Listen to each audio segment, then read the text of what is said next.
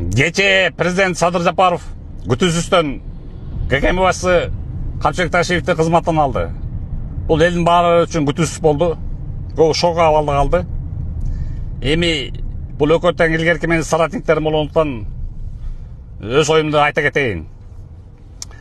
Адегенде эсиңердеби, 2020 жылы 5 жыл мурда революция болуп, революциядан кийин революцияга чейинде эле тиги ошол мен Кыргызстанды саскап отурган, Кыргызстандын бутуна капкан болуп турган, мишетип турган вор узаконие Камчы Көлбаевка каршы чыгып, анан Камчы Көлбаев чындыктын алдында тышалап, мага кол салдыртып, артыман келтиртип, бандаларын жиберип, булар ушундай подлый катынча деп жөнөт да, чорнол качан бетиме чыкчу эле.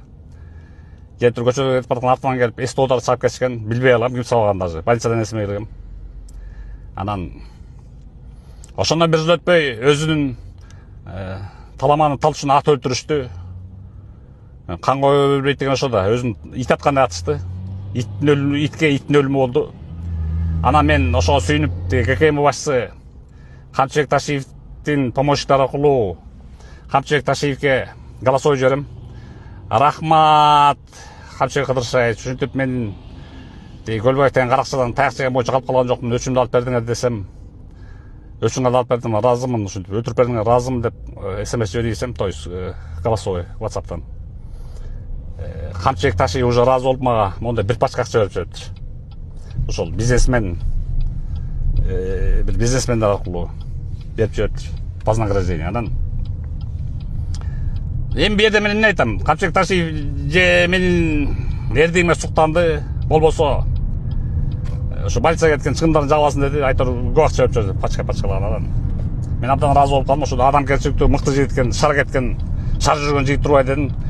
Андан кийин эле ошо баса кыстара кетчү нерсе, анан мына жерде азыр комментарий көкөр жазасыңар. Эмнеге ошо бизнесменге айтып акча бердирет деп.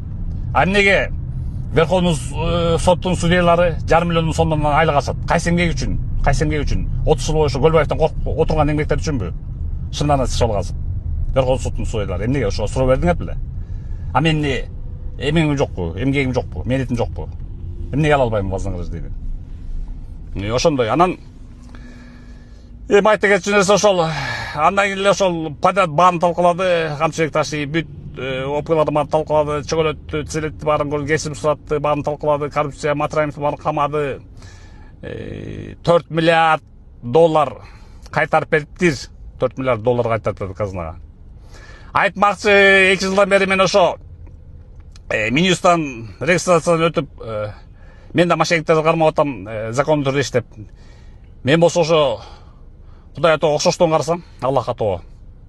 ККМ 4 миллиард кайтарып берсе, мен 400 миллион сом кайтарып бериптирмин. Карапайым элге ошол. Өзүм легальный деятельством аркылуу. Мына ушу февралда 2 жыл болду, ровно ошо легалдуу иштеп атканыма.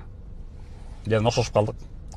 Бирок бир жаман жери ошол мошенник аферасы силерде каякта аброй? Силер иттин аброюнан төмөн, силердин аброюң. Иткенен төмөн, понимаете? Анан аброюма доо кетти деп милиция сотко көп кайрылды, көп барды милиция сотко.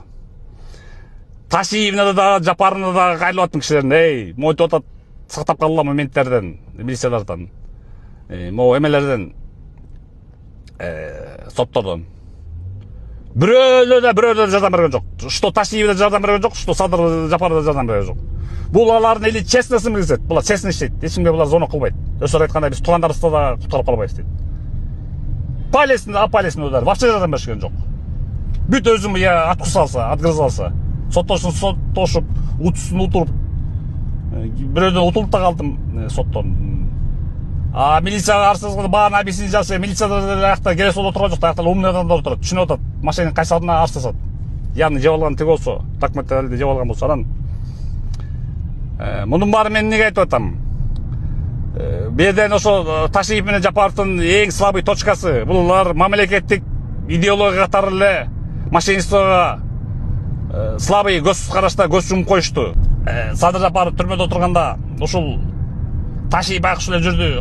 Качан көрсөң Садыр Жапаровдун ата энеси каза болгондо улуң ушу өкүрүп бакырып ыйлап жүргөндө Ташиев болду. Түрмөдөн биринчи чыгарып аласыз деп барганда чыгарбай коюшуптур Садыр Жапаровду 20 революциядан кийин. Андан кийин ошо Ташиев толпа уюштуруп барып, миңдеген кишини уюштуруп барып чыгарып кеткен. Болбосо чыкмак эмес. чыкмамайсың Садыр Жапаров. Анан бул эмгени унутпаңыз, Садыр Нуркожоевич. Өтө душмандашпагыла, если чындап эле ошого барсаңар, кереги жок. Экөөңөр ортоңордо мен Данакер катары ошо эки достун ортосунда экөөң 68 менен 69 раисине келебиз. Анан тиги ошол кереги жок. Өтө катуу кетпейле. Мен Садыр Жапаровга берер кеңешим Капчыбек Ташиевди через парламент премьер-министр кылып койсоңор болот. Эмне болгондо да баары Аллахтан, баарын Аллах чечет. Камчы Көлбаев чечпейт. Камчы Ташиев да чечпейт. Садыр Жапаров да чечпейт эчтеке. Адамдардын тагдырын. Баарын Аллах чечет. Так что баарын Аллахтан деп күткүлө, белгиле.